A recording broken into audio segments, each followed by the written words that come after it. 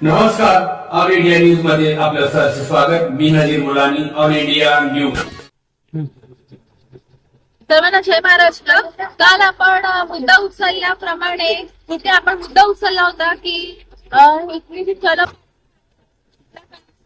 डासांचा जो प्रादुर्भाव आहे ते गाढ साफ करायला हवा.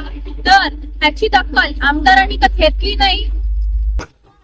या प्रकरणाची दखल आता नवनिर्वाचित जे आपले महापौर आहेत वसई विरारचे, त्यांनी अजीव पाटील साहेब त्यांनी या प्रकरणाची दखल घेतली. त्यांनी मला संध्याकाळी मेसेज केला की आपण नक्कीच नाला साफ करून घेऊया, म्हणून मी या प्रकरणाची दखल घेत आहे. आज सगळ्यात आमदारांनी एक पण आमदार निधीमधून एक काम केलेलं नाही की त्यांचा आमदार फंड जातो कुठे. तर आपण इतक्या वेळेला आमदारांना सांगतो वसई विरारचा विकास करा, पण विकासाच्या नावाखाली पण अजीव पाटील साहेबांनी मात्र एका पोस्टची दखल घेत त्यांनी लगेच साफसफाई करायला घेतलेली आहे. तर अशा आपल्या अजीव पाटील साहेबांचे खूप खूप आभार मानते की त्यांनी माझ्या प्रकरणाची दखल घेतली.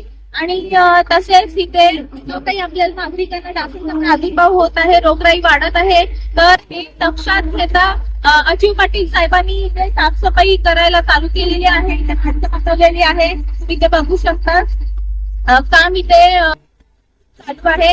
आणि हे काम आमदारांनी करणं गरजेचं होतं. तर आमदारांचा फंड जातो कुठे, वसई विरारचा विकास कुठे आहे, तर ह्यामध्ये कधीच आमदारांनी लक्ष दिलेलं नाही आहे. आमदार इथे फक्त नावाला आहेत. आता आपल्या वसई विरारला आमदारांची काहीच गरज नाही आहे.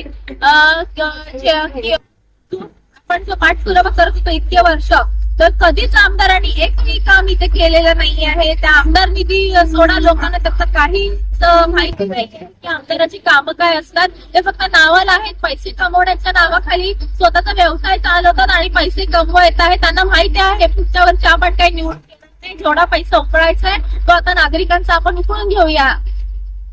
पण आपले जे नवनिर्वाचित जे आपले महापौर आहेत अजीव पाटील साहेब, आता त्यांना महिना पण नसेल झाले येऊन, तर त्यांनी लगेच आपल्या कामाची पोस्टची आपल्या दखल घेतलेली आहे आणि इथे काम सुरू केलेलं आहे. त्यांना इथे नागरिकांची काळजी आहे आणि जो काही इथे नागरिकांची समस्या आहे त्या सोडवण्याचे ते पुरेपूर नक्कीच प्रयत्न करत आहेत. त्यांचे मी पुन्हा एक पासून आभार मानते की त्यांनी आपल्या कामाची दखल घेत लगेच इथे नाल्याचं काम सुरू केलेलं आहे. जय हिंद.